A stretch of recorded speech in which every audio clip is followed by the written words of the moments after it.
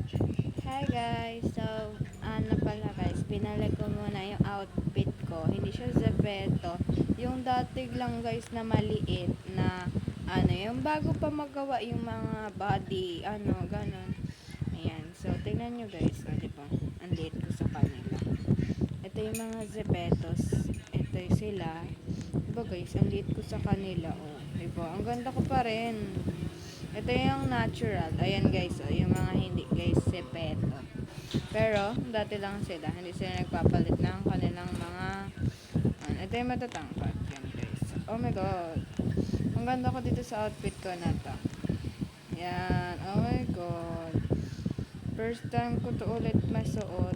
Kasi, guys, nagpalit ako, nagpatangkad ako. So, hindi na ako naging maliit. So, pero, na-save ko naman na yung matangkad ko. So, binalik ko ulit siya sa maliit. Yan.